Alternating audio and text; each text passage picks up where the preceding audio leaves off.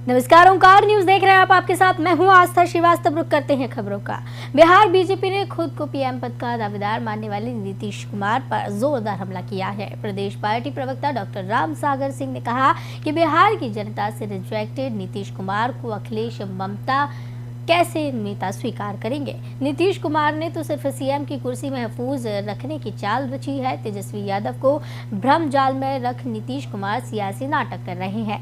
BJP के सियासी वार के बाद जेडीयू का पलटवार भी तय माना जा रहा है। बता दें कि नीतीश कुमार आज ममता बनर्जी से मिलने के लिए भी पश्चिम बंगाल पहुंचे हैं और इस दौरान मुलाकात को लेकर कई कयास लगाए जा रहे हैं। नीतीश कुमार और ममता बनर्जी विपक्षी एकता के बारे में चर्चा कर सकते हैं और साथ ही साथ नीतीश कुमार अलग अलग जगहों पर जाकर दिग्गजों से मुलाकात कर रहे हैं। जिस नीतीश कुमार को बिहार की जनता ही नहीं स्वीकार करती है, जिस पर विश्वास नहीं करती है, भला उस पर बिहार के बाहर के नेता क्यों विश्वास करेंगे, क्यों उसे स्वीकार करेंगे, क्यों उनकी बातों को मानेंगे। चाहे अखिलेश हो चाहे ममता बनर्जी हो, अखिलेश और ममता बनर्जी दोनों कांग्रेस के साथ रह करके परिणाम भुगत चुके हैं।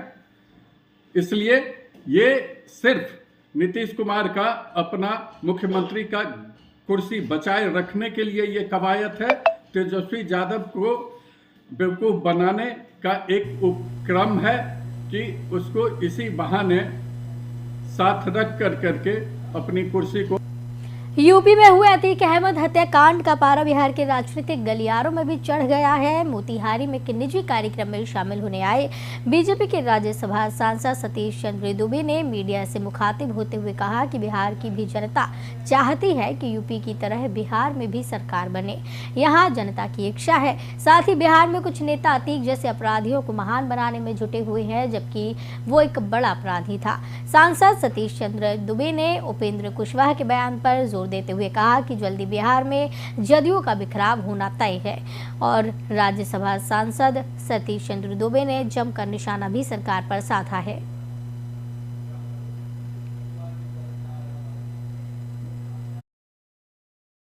देखिए, आज की डेट में उत्तर प्रदेश का जो कानून व्यवस्था है वो हर प्रदेश का जनता चाहता है कि मेरे प्रदेश में उत्तर प्रदेश का कानून व्यवस्था लागू हो, और उत्तर प्रदेश आज की डेट में काफ़ी बेहतर शानदार जनदार ढंग से चल रहा है और बिहार के लोग भी अपेक्षा रखता है तो कोई खराब नहीं करता है, होना भी चाहिए। अतीक अहमद बहुत बेहतर आदमी नहीं थे जिसके लिए हम सारे हिंदुस्तान के लोग परेशान रहे, और खास करके लोग जो परेशान है वो तुष्टीकरण की राजनीति कर रहे हैं। नवादा के हरिश्चंद्र स्टेडियम में भव्य फुटबॉल और हैंडबॉल मैच का कार्यक्रम किया गया। इस दौरान इसका रंगारंगा समापन हुआ। नवादा में भारतीय स्वतंत्रता संग्राम के योद्धा बाबूवीर सिंह कुंवर की जयंती मनाई जा रही थी। इस दौरान इसका आयोजन हुआ। इसका उद्घाटन राजद के प्रदेश महासचिव और नवादा लोकसभा क्षेत्र के भावी उम्मीदवार विनोद यादव ने किया। नवादा विधायक विभा देवी, रजौली विधायक प्रकाश वीर, जिला परिषद अध्यक्ष पुष्पा राजवंशी सहित कई लोग यहाँ पर मौजूद रहे। कई नेताओं ने यहाँ पर अपनी भूमिका निभाई। इस अवसर पर लोक कलाकारों का भी जमावड़ा रहा। इसमें छोटू छलिया, नेहा सिंह निष्ठा, अदिति राज, बबुआ, विनोद समेत कई नामचीन लोक गायक अपने मौजूद रहे और कला से लोगों को भाव विभोर किया। बाबू कुंवर सिंह जन सेवा समिति के अध्यक्ष और खेल प्रतियोगिता के आयोजक प्रोफेसर शशि भूषण सिंह अधिवक्ता ने बताया कि 22 अप्रैल को संध्या शाम को 3 बजे इस दौरान बालक और बालिका वर्ग की अलग अलग टीमों का मैच करवाया गया। फुटबॉल प्रतियोगिता इस दौरान करवाई गई है और पुरस्कार वितरण का भी कार्यक्रम इस दौरान चलता रहा। वीर कुंवर सिंह की जयंती के अवसर पर विनोद यादव ने एक बड़ा ऐलान किया है। उन्होंने कहा है कि 2024 लोकसभा का चुनाव वो लड़ेंगे।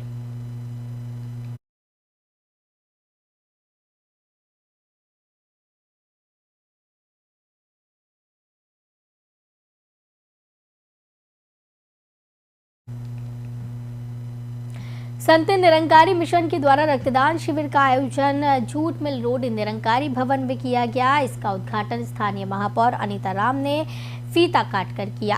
उन्होंने कहा कि हर इंसान को साल में 2 बार रक्तदान करना चाहिए। आपके लिए आपके दिए हुए रक्त से किसी की जान बच सकती है। इस मौके पर संस्था के सदस्यों ने रक्तदान किया। मौके पर राजेश कुमार ने बताया कि पूरे देश में 100 से अधिक स्थानों पर रक्तदान शिविर लगाया गया है। रक्तदान एक महादान है जो हर इंसान को करना चाहिए। उनके रक्त से किसी की जान बच सकती है। हमारी संस्था लगातार गरीब असहाय लोगों की मदद के लिए खड़ी भी रहती है।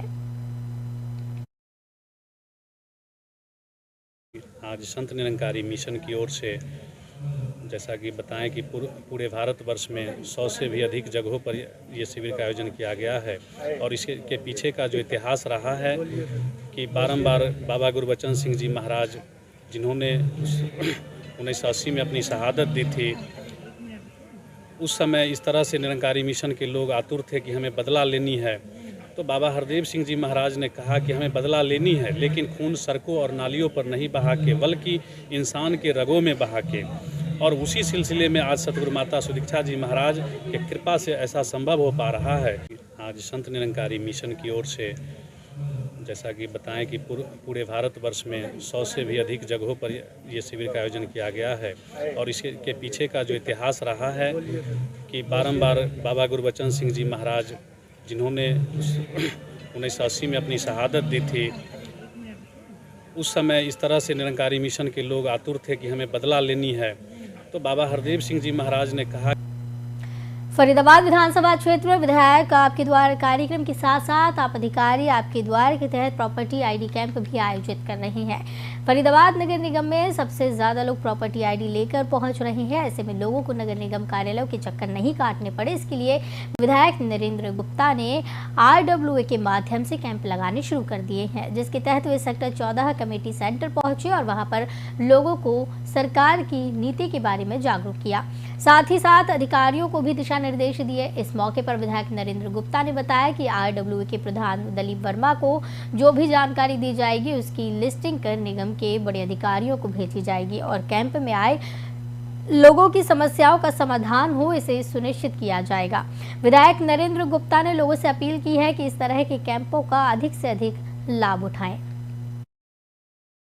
देखिए, माननीय मनोहर लाल जी के नेतृत्व में करप्शन फ्री जीरो टॉलरेंस की नीति के द्वारा अर्बन लोकल बॉडीज का एक सॉफ्टवेयर बनाया गया, जहां उसकी प्रॉपर्टी आईडी को ऑनलाइन करने का काम किया गया था। अब वो इंटीग्रेशन, जो पहले मैनुअल प्रॉपर्टी आईडी बनी हुई थी, उनको इंटीग्रेट कर रहे हैं नए सॉफ्टवेयर के साथ में।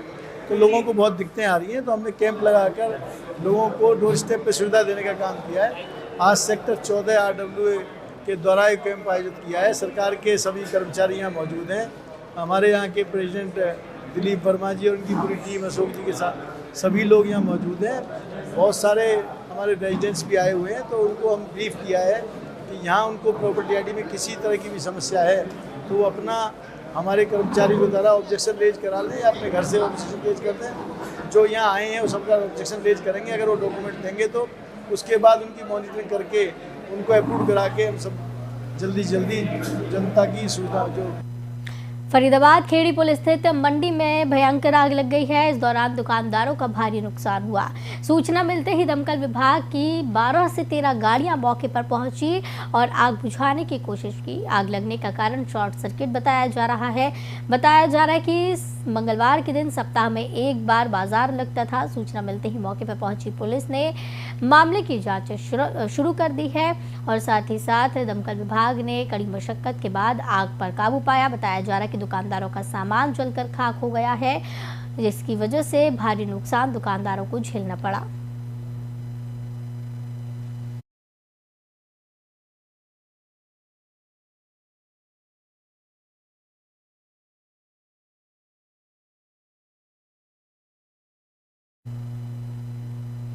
बाढ़ पुलिस ने झारखंड से एक बड़े साइबर ठग को गिरफ्तार कर लिया है। झारखंड के जामताड़ा से गिरफ्तार साइबर ठग मोहम्मद रईस अंसारी के पास से ठगी के लगभग 50,000 रुपए, सिम कार्ड और मोबाइल बरामद किए गए हैं। इसके तहत बाढ़ ASP भारत सोनी ने प्रेस कॉन्फ्रेंस कर जानकारी दी है। बताया गया है कि गिरफ्तार साइबर ठग ने देश के कई राज्यों के लोगों को करोड़ों का चूना लगाने का अपराध जो है कबूल कर लिया है। ठगी के आरोप में उड़ीसा पुलिस ने भी इस ठग को गिरफ्तार कर जेल भेजा था। जेल से निकलने के बाद मोहम्मद रईस अंसारी फिर से साइबर ठगी करने लगा। बाढ़ के खाता धारक को भी लगभग 2 लाख रुपए का उसने चूना लगाया। इस मामले की गहन जांच के बाद मुख्य आरोपी को जामताड़ा से दबोच लिया गया। भारत सोनी ने बताया कि इतने बड़े ठग की गिरफ्तारी बाढ़ पुलिस की एक बड़ी सफलता मानी जा रही है। जी, ये दिनांक 11/4/23 को बाढ़ थाना में कांड दर्ज हुआ था 221-23, जिसके अंतर्गत यूनियन बैंक ऑफ इंडिया के जो खाता धारक अमित राजा, उनकी वाइफ जो है मीशो कंपनी के कुछ से शॉपिंग कर रही थी, कुछ फुटवियर वो शॉपिंग कर रही थी। तो उनको किसी साइबर फ्रॉड ने फ़ोन किया और उनको बोला कि आप जो है ये एक एप्लीकेशन डाउनलोड कर लीजिए, आपको इसमें और डिस्काउंट आपको मिल जाएगा। तो उन्होंने एप्लीकेशन डाउनलोड की तो उन्होंने कुछ अपने जो है आधार के कार्ड की डिटेल्स, बैंक डिटेल्स उसको बताई। तो उस वजह से उस क्रम में उनके 2,10,000 रुपये जो है खाता धारक के अकाउंट से जो है वो निकले और साइबर ठगी की घटना उनके साथ घटित हो गई। उनके बाद पीड़िता जो है, पीड़िता दोनों आए और बाढ़ थाना में भी और हमारे पास भी। तो हमने फिर इसमें तकनीकी अनुसंधान शुरू किया। तो तकनीकी अनुसंधान के क्रम में हमें पता चला कि ये जो घटना की गई है, ठग की घटना, इसका जो तार कहीं ना कहीं जामताड़ा से जुड़ा हुआ है और जो अपराधी है वो जामताड़ा का रहने वाला है। तो वही फिर हमने थाना स्तर से और हमारे जो टेक्निकल टीम है उसको सशक्त करते हुए वरीय पुलिस अधीक्षक और ग्रामीण पुलिस अधीक्षक के निर्देशानुसार जो है टीम को हमने जामताड़ा भेजा और वहाँ पे एक साइबर ठग जिसका नाम है रईस अंसारी, उम्र करीब 20 वर्ष, पिता काबुल अंसारी, बरमुंडी थाना कर्म। नवादा मुफस्सिल थाने के सूरज पेट्रोल पंप के पास ट्रक और डंपर की जोरदार टक्कर हो गई। इस टक्कर में एक ट्रक खलासी की घटनास्थल पर ही मौत हो गई। ट्रक ड्राइवर ने बताया कि नरहट थाने के भीकमपुरा गांव निवासी सरयोग चौहान का 27 वर्षीय बेटा राजू कुमार ट्रक में सोया हुआ था। ट्रक ड्राइवर चला रहा था। राष्ट्रीय राजमार्ग 31 पर सूरज पेट्रोल पंप के पास एकदम ट्रक जब खड़ा हुआ था तो डंपर में और ट्रक की टक्कर हो गई है। इस दौरान खलासी की घटनास्थल पर ही मौत हो गई। मुफस्सिल थाने की पुलिस ने इलाज के लिए अस्पताल में घायल भर्ती करवाया, लेकिन वहां पर उसकी मौत हुई है। परिजनों का जब इस मामले की जानकारी परिजनों को लगी तो सदर अस्पताल में आकर खलासी को मृत देखकर परिवार का बुरा हाल है। तो बताया जा रहा है ट्रक और डंपर की इस दौरान टक्कर देखने को मिली है। खलासी जो है ट्रक में सोया हुआ था। इसी दौरान जब टक्कर हुई तो वो घायल हो गया। इलाज के लिए जब उसे अस्पताल पहुंचाया गया, अस्पताल में डॉक्टरों ने उसे मृत घोषित कर दिया।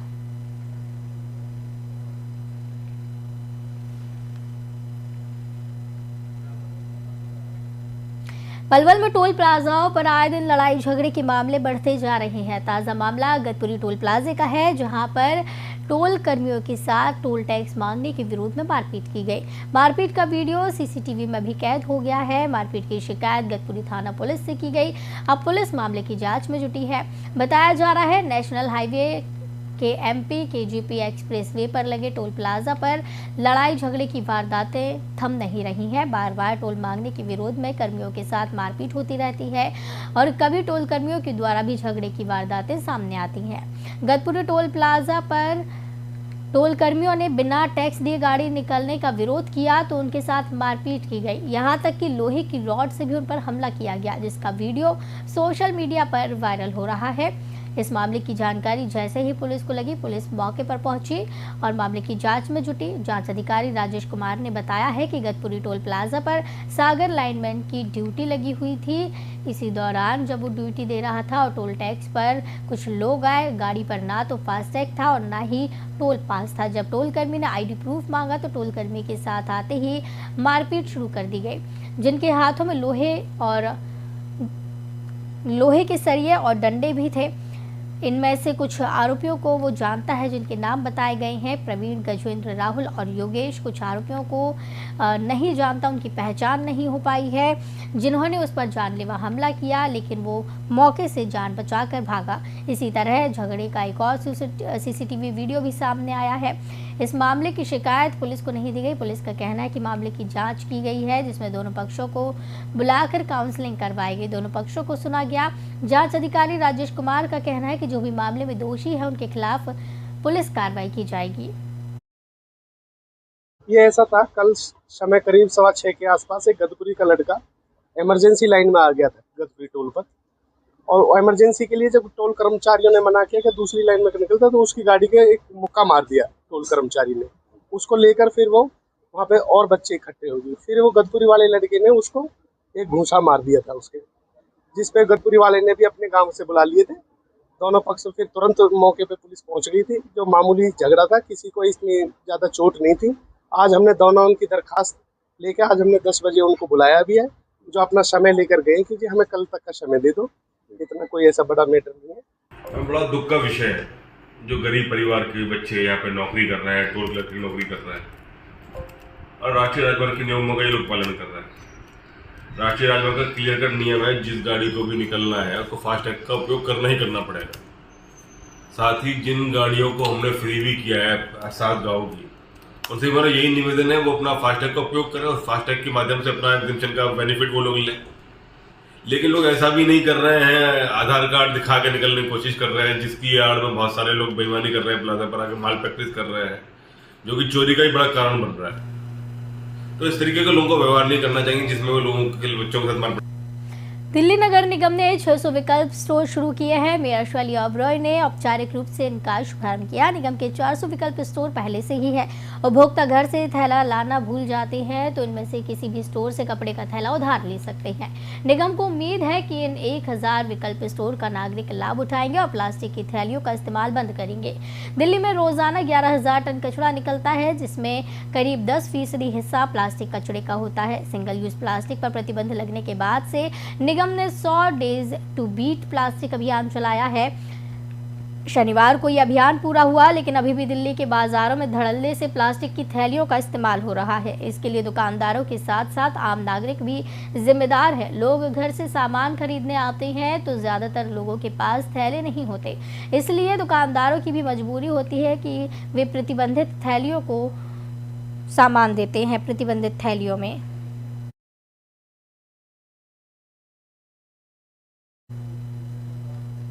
साकेत कोर्ट गोलीकांड की पीड़िता राधा ने कहा कि उसने आरोपी कामेश्वर के खिलाफ दिल्ली पुलिस से शिकायत की थी, लेकिन कोई भी कार्रवाई नहीं हुई।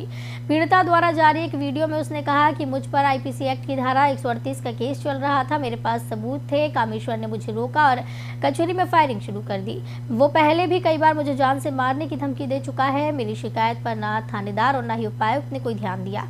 कचहरी में गोली लगने के बाद मुझे अस्पताल ले जाया गया। कुछ समय के बाद पुलिस ने मुझे साकेत ले गई और पूछने लगी कि क्या और कैसे हुआ। अब मुझे एम्स में भर्ती करा दिया गया है और मुझे एफआईआर की कोई कॉपी भी नहीं दी गई। मेरा 138 का केस कामेश्वर के साथ चल रहा था, जिसका सबूत मेरे पास था और जज ने मुझे आने के लिए कहा था।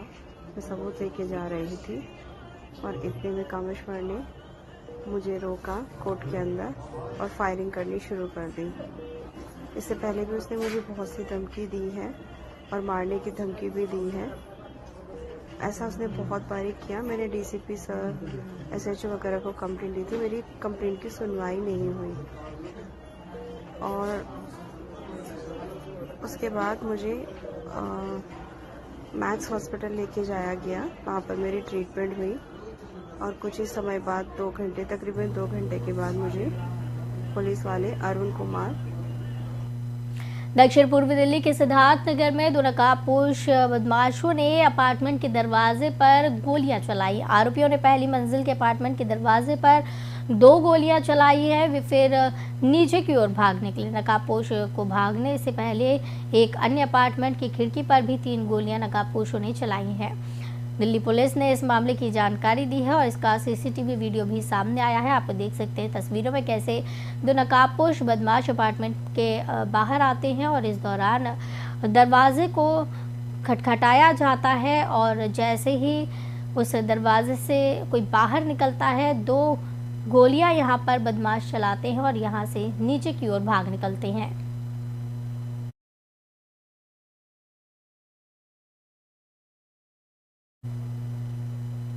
तेगांव के विधायक राजेश नागर ने फरीदाबाद के लघु सचिवालय में अधिकारियों के साथ बैठक की है। बैठक में जिला उपायुक्त के साथ जिले के तमाम विभागीय अधिकारी मौजूद रहे। विधायक राजेश नागर ने अपनी विधानसभा में अधूरे कार्यों को पूरा करने के लिए निर्देश दिए हैं और इस दौरान अधिकारियों को जमकर फटकार लगाई और उनसे जवाब मांगा। इसी बीच बिना नोटिस मीटिंग में गैर हाजिर अधिकारियों को शो कॉल नोटिस भेजने का जिला उपायुक्त ने आदेश दिया। विधानसभा में सड़कों, सीवरेज, ITI, पानी की निकासी की समस्याओं को लेकर भी चर्चा हुई है। मीटिंग में विधायक राजेश नागर ने अधिकारियों को चेतावनी देते हुए कहा कि जो कोई भी अधिकारी जनता के कार्य में कोताही बरतेगा उसके खिलाफ कार्रवाई की जाएगी।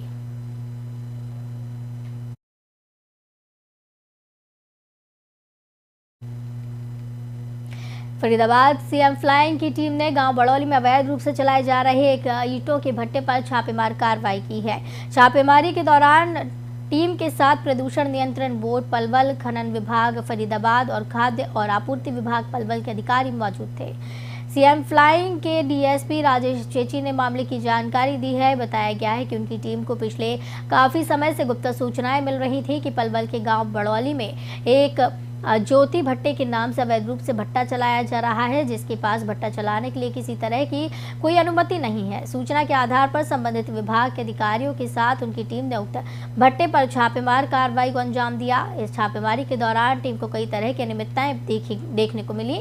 ईंट भट्टे में ईंट पकाने के लिए आग दी हुई थी व चिमनी से भी धुआं निकल रहा था। मौके पर मिले कर्मचारी नीरज ने टीम की सुनील कुमार से बात कराई, जिसने बताया कि वो भट्टे पर मुंशी का काम करता है। इस भट्टे का संचालक फरीदाबाद निवासी श्यामलाल है।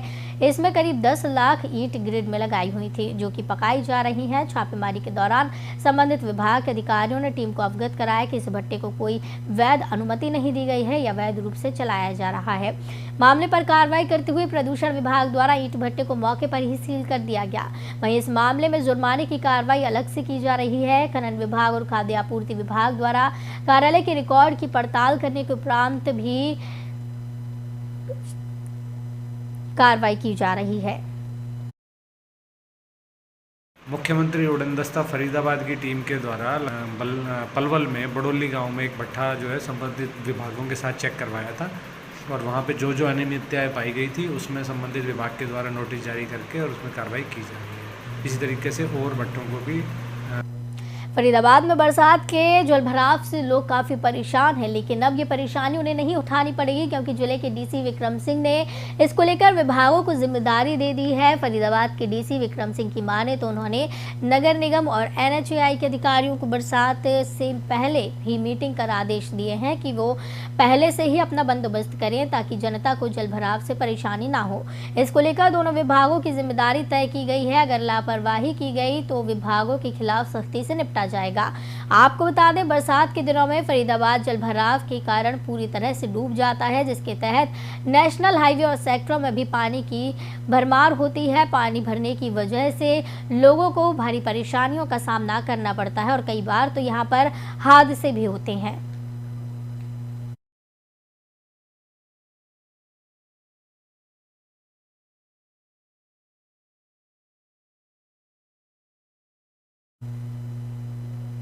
तो इस बुलेटिन में फिलहाल इतना ही। मुझे दीजिए इजाजत। नमस्कार।